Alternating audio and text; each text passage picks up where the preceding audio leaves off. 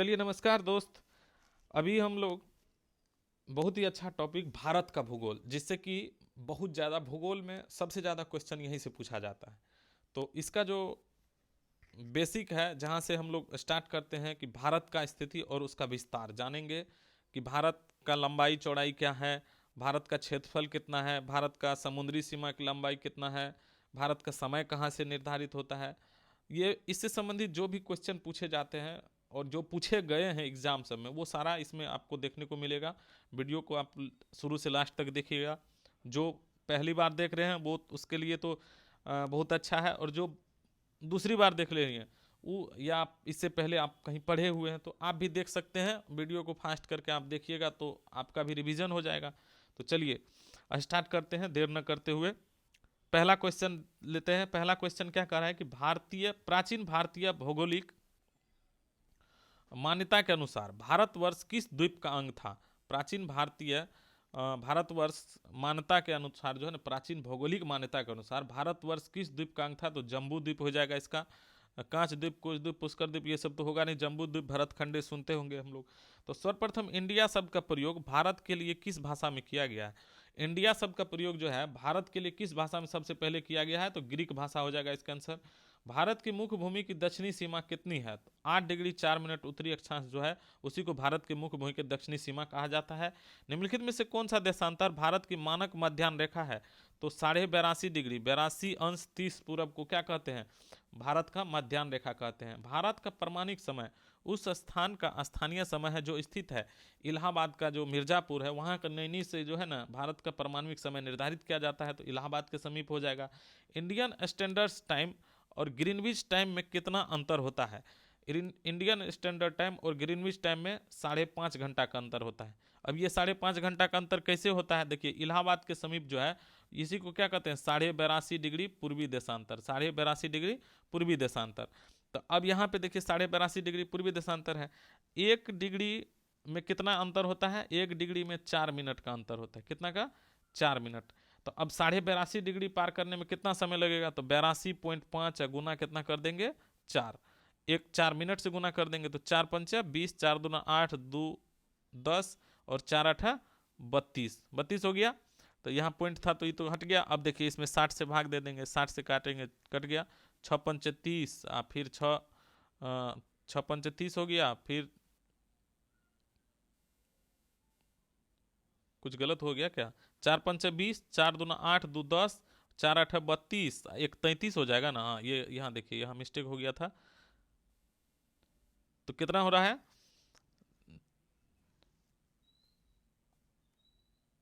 यहाँ देखिए 1 मिनट, हाँ 330 हो रहा है। इसमें आप 60 से भाग दीजिए।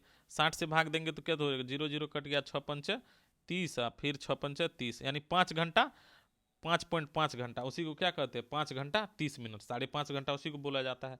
तो इसका आंसर क्या हो जाएगा, 5.5 घंटा। देख लिए कैसे निकाला जाता है। चलिए नेक्स्ट क्वेश्चन की तरफ बढ़ते हैं। नेक्स्ट क्वेश्चन क्या कह रहा है कि भारत का धुर दक्षिणी भाग की भूमध्य रेखा की दूरी कितनी है। अच्छा, भारत का जो दक्षिणी भाग है वो उससे जो है ना भारत की मुख्य भूमि की दूरी कितनी है। तो 876 किलोमीटर हो जाएगा। कितना हो जाएगा, 876 किलोमीटर। चलिए नेक्स्ट क्वेश्चन देखते हैं। 8 नंबर। 8 नंबर में क्या है कि भारत की स्थलीय सीमा की लंबाई कितनी है। भारत की स्थलीय सीमा की लंबाई कितनी है, भारत की स्थलीय सीमा की लंबाई आपको 15,200 किलोमीटर है। और द्वीपों सहित भारत के तटरेखा की लंबाई कितनी है। द्वीप सहित बात हो रहा है, बिना द्वीप का रहता तब तो 6100 किलोमीटर हो जाता, लेकिन द्वीप सहित बात हो रहा है तो 7516.5 किलोमीटर हो जाएगा। भारत की उत्तर से दक्षिण तक की लंबाई, उत्तर से दक्षिण भारत की लंबाई ज़्यादा है, 3214 किलोमीटर। और भारत की जो पूर्व से पश्चिम तक लंबाई है वह कितना है, 2933 किलोमीटर। भारत की तटरेखा की कुल लंबाई कितना है, 6100 किलोमीटर है। भारत का क्षेत्रफल विश्व के कुल क्षेत्रफल का कितना प्रतिशत है। भारत का जो क्षेत्रफल है वह विश्व के भौगोलिक क्षेत्रफल का 2.42% है। भारत के कुल क्षेत्रफल का कितना प्रतिशत भाग पर्वतीय क्षेत्र के अंतर्गत आता है। भारत का जो है ना कितना परसेंट भाग पर्वतीय क्षेत्र के अंतर्गत आता है, जो कि माध्य समुद्र तल से 2135 मीटर या अधिक ऊंचाई पर हो तो वह क्या आता है, पर्वतीय क्षेत्र में आता है। तो 10.7%, लगभग 11% भी कहीं कहीं रहता है। तो इसका आंसर हो जाएगा 10.7%। चलिए नेक्स्ट क्वेश्चन देखते हैं क्या है। 15 नंबर देखिए। कह रहा है कि संपूर्ण भारत के कितने प्रतिशत भूभाग पर पर्वत और पहाड़ियों का विस्तार है। संपूर्ण भारत जो है उसका कितने परसेंट भूभाग पर जो है ना पर्वत और पहाड़ी दोनों का विस्तार देखने को मिलता है। तो यह क्या हो जाएगा, 29.3% पर जो है ना पर्वत और पहाड़ी दोनों हो जाएगा। अगर खाली पर्वत था तो 10.7% था, उसमें पहाड़ी अगर जुड़ जा रहा है तो 29.3% इसका आंसर हो जाएगा। क्या हो जाएगा, 29.3%। नेक्स्ट क्वेश्चन देखिए, संपूर्ण भारत के कितने परसेंट भूभाग पर पठार का विस्तार है। तो पठार का अगर बात करेंगे तो पठार क्या हो जाएगा, 27.7%। संपूर्ण भारत के कितने परसेंट भूभाग पर मैदान का विस्तार है। मैदान की बात करें तो सबसे ज्यादा मैदान ही हो जाएगा, 43% भाग पर। भारत की प्रादेशिक जल सीमा समुद्र तट से कितने समुद्री मील की दूरी पर है। प्रादेशिक जल सीमा समुद्र तट से 12 मील की दूरी पर है। भारत का संलग्न क्षेत्र प्रादेशिक जल सीमा के आगे कितने समुद्री मील की दूरी तक है, तो 24 मील हो जाएगा। देखिए प्रादेशिक जल सीमा से अगर दूरी बताए पूछा जाता है तो 12 मील हो जाता है, और समुद्री मील दूरी समुद्र तट से। लेकिन भारत का संलग्न क्षेत्र प्रादेशिक जल सीमा के आगे कितने समुद्री मील की दूरी तक है, तो 24 मील इसका आंसर हो जाता है। क्या हो जाता है, 24 मील हो जाता है। नेक्स्ट क्वेश्चन चलिए देखते हैं क्या कह रहा है कि भारत का एकांतिक आर्थिक क्षेत्र संलग्न क्षेत्र के आगे कितने समुद्री मील की दूरी तक है। तो एकांतिक आर्थिक क्षेत्र जब ये रहे तो इसका 200 मील हो जाएगा। क्या हो जाएगा, 200 मील इसका आंसर हो जाएगा। नेक्स्ट क्वेश्चन देखते हैं कि भारत के कितने राज्य समुद्र के किनारे पर है। तो ये क्वेश्चन इंपॉर्टेंट है। 9 समुद्री तट से जो है सटा हुआ भारतीय राज्य है। निम्नलिखित में से भारत का कौन सा राज्य सर्वाधिक लंबी तटरेखा वाला राज्य है। तो सबसे लंबी तटरेखा जो है आपको गुजरात का देखने को मिलता है। गुजरात कहाँ पे देखने को मिलता है, ऐसे करके अगर देखते हैं भारत का, तो यहाँ पे गुजरात जो मिलता है, तो सबसे लंबी तटरेखा यहाँ पे क्या हो जाता है, गुजरात का हो जाता है इस जगह पे। चलिए नेक्स्ट क्वेश्चन क्या है कि निम्नलिखित भारतीय राज्यों में किससे होकर कर्क रेखा नहीं गुजरती है। उत्तर प्रदेश है, मध्य प्रदेश है, गुजरात है, झारखंड है। एक इसका ट्रिक कहता है मित्र पर गमछा झाड़, मित्र पर गमछा झाड़, गमछा झाड़। इससे आप सब देख सकते हैं, मित्र पर गमछा झाड़ से क्या देख सकते हैं, जितने भी कर्क रेखा पर स्थित राज्य है सारे के सारे राज्य आप देख सकते हैं। तो चलिए इस पर देखते हैं। सबसे पहले मिजोरम हो जाता है, त्रिपुरा हो जाता है, पश्चिम बंगाल हो जाता है, राजस्थान हो जाता है, गुजरात हो जाता है। यहाँ बीच में आपको बीच में क्या से कर्क रेखा नहीं गुजरती है ना, तो मध्य प्रदेश हो जाता है, छत्तीसगढ़ हो जाता है, फिर झारखंड हो जाता है। तो ये सारा हो गया इसका ट्रिक। चलिए इस पे अब देखते हैं इसमें क्या कर रहा है। निम्नलिखित में से किससे होकर के कर्क रेखा नहीं गुजरती है। तो 23 नंबर का आंसर क्या हो जाएगा, कर्क रेखा नहीं गुजरने वाली बात है, तो उत्तर प्रदेश से होकर के नहीं गुजरती है। मध्य प्रदेश तो आइए गया था उसमें, गुजरात झारखंड आइए गया था। चलिए नेक्स्ट क्वेश्चन देखते हैं। कौन सा अक्षांश रेखा भारत के मध्य से होकर गुजरती है। कर्क रेखा, मकर रेखा, आर्कटिक रेखा या विषुवत रेखा। कौन सा अक्षांश रेखा मर्क से, तो यही कर्क रेखा भारत के बीचों बीच गुजरती है। भारत के एकदम बीचों बीच ऐसे करके गुजरती है, ऐसे करके कर्क रेखा। यहाँ नहीं, इसको थोड़ा सा नीचे कर लेते हैं। देखिए दिखा रहे हैं फिर से, रुकिए। ये देखिए ऐसे करके अगर भारत का नक्शा बनाते हैं ना, और ऐसे करके, तो यहाँ से जो है ना, यहाँ से एकदम बीचों बीच ऐसे गुजरती है। इसी में आ जाता है सब राज्य बीचों बीच। जो मध्य प्रदेश है यहाँ पे आता है, मध्य प्रदेश आइए जाता है, इस साइड गुजरात है वो भी आइए जाता है। उत्तर प्रदेश थोड़ा ऊपर हो जाता है इसीलिए नहीं आता है। यहाँ पे बिहार भी नहीं आता है, इस साइड आ जाता है। फिर यहाँ पे उत्तर प्रदेश, मध्य प्रदेश हो जाता है, गुजरात हो जाता है, छत्तीसगढ़, झारखंड उधर हो जाता है सब, और मिजोरम, त्रिपुरा, ये सब इस साइड का स्टेट जो है, नॉर्थ ईस्ट स्टेट जिसको कहते हैं, ये सब आ जाता है। चलिए आगे देखते हैं कहाँ तक हो गया था। 24 नंबर में कौन सी अक्षांश रेखा भारत के मध्य से गुजरती है, तो कर्क रेखा, ठीक है। नेक्स्ट क्वेश्चन देखिए कि कर्क रेखा भारत के कितने राज्यों से होकर गुजरती है। कर्क रेखा जो है भारत के कितने राज्यों से गुजरती है, तो 8 राज्यों से होकर गुजरती है।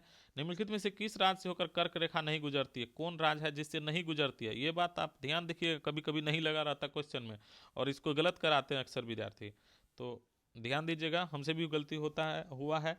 भारत का वह राज्य क्या है कि कौन से राज्य कर्क रेखा से नहीं गुजरती है। गुजरात तो है ही, राजस्थान है ही, पश्चिम बंगाल है, पश्चिम बंगाल है ही, ओडिशा नहीं होगा। इसका क्या हो जाएगा आंसर, यही ओडिशा। भारत का वह राज्य जिससे होकर कर्क रेखा गुजरती है। बिहार, बिहार से तो बिल्कुल नहीं गुजरती है। झारखंड, झारखंड से गुजरती है। हिमाचल प्रदेश से नहीं गुजरती है, उत्तर प्रदेश से नहीं गुजरती है, तो इसका आंसर क्या हो जाएगा, राइट आंसर झारखंड। भारत की मुख्य भूमि की दक्षिणी नोक, मुख्य भूमि का जो दक्षिणी नोक है क्या होता है, कैप कैमोरिन होता है। भारत की मुख्य भूमि का जो दक्षिणी नोक है वह क्या होता है, कैप कैमोरिन होता है। भारत के दक्षिण में सबसे दूरस्थ स्थल कौन सा है? भारत के दक्षिण में सबसे दूरस्थ बात होगा तो इंदिरा पॉइंट हो जाएगा। नेक्स्ट क्वेश्चन देखिए कि इंदिरा पॉइंट का अन्य नाम क्या है? पिग्मेलियन पॉइंट बोलते हैं या पार्सन पॉइंट भी बोलते हैं, ला हिचिंग भी बोलते हैं। देखिए पिग्मेलियन पॉइंट तो लगभग सबको याद रहता है, कभी पार्सन पॉइंट पूछ देगा या ला हिचिंग पूछ देगा, ला हिचिंग और पिग्मेलियन पॉइंट तो सब का सब हो जाएगा, इसका आंसर तीनों सही हो जाएगा। इंदिरा पॉइंट का अन्य नाम क्या है? ला हिचिंग, पार्सन पॉइंट, पिग्मेलियन पॉइंट। निम्नलिखित में से कौन सा स्थान भूमध्य रेखा के निकटतम स्थित है? भूमध्य रेखा के निकटतम स्थित है, कौन सा स्थान जो है भूमध्य रेखा के निकटतम है? तो इंदिरा कोल तो जम्मू कश्मीर ऊपर की तरफ हो गया, भूमध्य रेखा जो जाते हैं वह भारत के नीचे वाला हिस्सा से, यहाँ से भूमध्य रेखा गुजरती है। तो इसका जो हो जाएगा इंदिरा पॉइंट जो है आपको निकोबार द्वीप समूह में है, तो यही क्या हो जाएगा? नज़दीक हो जाएगा। इंदिरा ही पॉइंट क्या हो जाएगा? यहाँ नज़दीक हो जाएगा इसके। तो 31 का आंसर क्या हो जाएगा? 31 का आंसर क्या हो जाएगा? सी नंबर। नेक्स्ट क्वेश्चन देखिए कि भारतीय भूमि का सर्वाधिक उत्तरी भाग क्या है? भारतीय भूमि का उत्तरी भाग इंदिरा खोल जो कि जम्मू कश्मीर में है, इंदिरा पॉइंट तो आपको इधर हो गया, पिग्मेलियन पॉइंट या पार्सन पॉइंट उसी को कहा जाता है, ये जो कि अंडमान निकोबार द्वीप समूह में है। भारत का दक्षिणतम स्थान इंदिरा पॉइंट निम्नलिखित में से कहाँ स्थित है? इंदिरा पॉइंट आपको अंडमान निकोबार द्वीप समूह में स्थित है, 33 का डी नंबर हो जाएगा। नेक्स्ट क्वेश्चन देखिए कि भारत की मुख्य भूमि को रामेश्वरम द्वीप में कौन सा अलग करता है? कौन सा जल संधि उसको भारत के मुख्य भूमि को रामेश्वरम द्वीप से अलग करता है? तो पंबन चैनल बोलते हैं। क्या बोलते हैं इसको? पंबन चैनल बोला जाता है। चलिए नेक्स्ट देखते हैं, नेक्स्ट वीडियो क्वेश्चन में क्या है। क्वेश्चन है 35 नंबर। 35 नंबर में है कि आदम काबुल, जिसको एडम्स ब्रिज भी कहा जाता है, निम्नलिखित में से किन देशों के मध्य है? एडम्स ब्रिज जो है वह भारत और श्रीलंका के मध्य है। कहाँ है? भारत और श्रीलंका के मध्य। निम्नलिखित द्वीपों के युग्मों में कौन सा एक 10 अंश जलमार्ग 10 डिग्री चैनल द्वारा आपस में पृथक होता है? 10 डिग्री चैनल जो है अंडमान और निकोबार को अलग करता है। किसको किसको अलग करता है? अंडमान और निकोबार को अलग करता है। डंकन पास किसके मध्य है?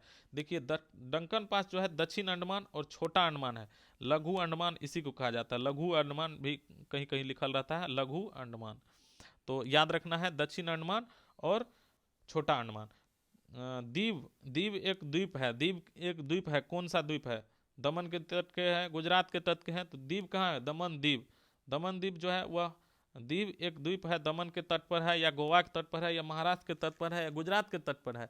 तो इसका जो आंसर हो जाएगा गुजरात के तट पर। ये नहीं कि दमन द्वीप, दमन है दमन के तट पर नहीं है, ये अलग है, और द्वीप जो है गुजरात के तट पर है। भारत और श्रीलंका को अलग करने वाली जल राशि, भारत और श्रीलंका को अलग करने वाली जल राशि कौन सी है? भारत और श्रीलंका को जो अलग करती है वह कौन सी जल राशि? पाक की खाड़ी या पाक जल संधि जिसको कहते हैं। भारत तथा चीन के बीच सीमा बनाने वाली रेखा कौन सा है?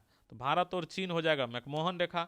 रेड क्लिफ रेखा हो जाएगा भारत और पाकिस्तान हो जाएगा। क्या हो जाएगा? भारत और पाकिस्तान। डूरंड रेखा हो जाएगा पाकिस्तान अफगानिस्तान हो जाएगा। क्या हो जाएगा? पाकिस्तान और अफगानिस्तान हो जाएगा डूरंड रेखा। चलिए नेक्स्ट क्वेश्चन क्या है कि भारत और पाकिस्तान के बीच अंतर्राष्ट्रीय सीमा किसके द्वारा सीमांकित होता है? भारत और पाकिस्तान के बीच जो है अंतर्राष्ट्रीय सीमा किसके सीमा द्वारा सीमांकित होता है? भारत और पाकिस्तान, तो रेड क्लिफ हो जाएगा। और भारत के सुदूर पूर्व में कौन सा देश भारत के सर्वाधिक लंबी अंतर्राष्ट्रीय सीमा बनाती है? भारत के जो है सुदूर पूर्व में कौन सा देश भारत के पूर्व की बात कर रहा है? तो म्यांमार हो जाता, पूर्व में कौन हो जाता है? म्यांमार। भारत एवं चीन के बीच सीमा निर्धारित करने वाले मैकमोहन रेखा निम्नलिखित में से किस प्रदेश के उत्तरी सीमा पर खींची गई है? मैकमोहन रेखा जो है वह अरुणाचल प्रदेश के उत्तरी सीमा पर खींचा गया। कहाँ खींचा गया है? अरुणाचल प्रदेश के उत्तरी सीमा पर। निम्नलिखित में से किस देश के साथ भारत की अंतर्राष्ट्रीय सीमा नहीं लगती है? पाकिस्तान है, बांग्लादेश है, भूटान है, श्रीलंका। किस देश के साथ जो है ना भारत का अंतर्राष्ट्रीय सीमा नहीं लगता है? किस देश के साथ नहीं लगता है? तो बांग्लादेश के साथ। क्या है? निम्नलिखित में से कौन सा देश भारतीय उपमहाद्वीप के अंतर्गत शामिल नहीं किया जाता? अच्छा अच्छा अच्छा। और ये तो 45 का है। 44 का क्वेश्चन क्या है? निम्नलिखित में से किस देश के साथ भारत की अंतर्राष्ट्रीय सीमा नहीं लगती है? श्रीलंका है, भूटान तो लगता है, बांग्लादेश के साथ भी लगता है, पाकिस्तान के। श्रीलंका से क्या है? थोड़ा सा एक ब्रिज के एडम्स ब्रिज के द्वारा जुड़ा हुआ है। तो 44 नंबर का जो आंसर हो जाएगा क्या हो जाएगा? D number. और निम्नलिखित में से कौन सा देश भारतीय उपमहाद्वीप के अंतर्गत शामिल नहीं किया जाता? शामिल नहीं किया जाता है। भारतीय उपमहाद्वीप में पाकिस्तान है, नेपाल है, बांग्लादेश है, श्रीलंका नहीं है। तो उपमहाद्वीप में कौन नहीं है? तो इसका हो जाएगा आंसर सी नंबर हो जाएगा। क्या हो जाएगा आंसर? सी नंबर हो जाएगा 45 का आंसर। चलिए नेक्स्ट क्वेश्चन देखते हैं। 46 नंबर। निम्नलिखित में से किस भारतीय राज्य की समुद्री तटीय सीमा सबसे छोटी है? तो गोवा हो जाएगा इसका आंसर। भारत की सबसे लंबी अंतर्राष्ट्रीय सीमा किस देश के साथ है? सबसे लंबी तो बांग्लादेश के साथ है, 4096 पॉइंट कुछ हो जाता है बांग्लादेश। सबसे छोटी स्थलीय सीमा अफगानिस्तान के साथ है, 196 किलोमीटर। और भारत को निम्नलिखित भौतिक देशों में प्रदेशों में विभाजित किया जा सकता है: हिमालय, गंगा मैदान, दक्षिण पठार एवं राजस्थान का मैदान, पर्वतीय हिमानी प्रदेश, नदी घाटी प्रदेश, हिमालय प्रदेश, दक्षिण पठार, उत्तर पर्वतीय प्रदेश, बृहती मैदान प्रदेश, दक्षिण प्रायद्वीपीय प्रदेश तथा सागर तटीय प्रदेश। तो भारत को इसको जो है किस प्रकार से डिवाइड किया जा सकता है? उत्तर पर्वतीय प्रदेश में भी करते हैं, बृहतीय मैदान प्रदेश में भी करते हैं, दक्षिण प्रायद्वीपीय प्रदेश में भी करते हैं और सागर तटीय प्रदेश में। तो इसका आंसर डी हो जाएगा। नेक्स्ट क्वेश्चन देखिए, 50 नंबर का है कि भारत का कौन सा भू आकृति विभाग प्राचीनतम है? भू आकृतिक विभाग प्राचीनतम है: उत्तर पर्वतीय प्रदेश, प्रायद्वीपीय पठार, गंगा ब्रह्मपुत्र का मैदान या समुद्र तटीय मैदान। तो इसका जो आंसर हो जाएगा वह क्या हो जाएगा? प्रायद्वीपीय पठार, जो कि भू आकृति भारतीय भूभाग आकृति का प्राचीनतम है। तो चलिए 50 क्वेश्चन का डिस्कशन हम लोग कर चुके हैं। तो अगर आप चैनल पे नया है और चैनल को सब्सक्राइब नहीं किए हैं तो आप लोग चैनल को सब्सक्राइब कर लीजिए, क्योंकि इसी तरह का वीडियो आपको लगातार देखने को मिलते रहेगा। वीडियो को देखने के लिए आपको तहे तहे दिल से धन्यवाद।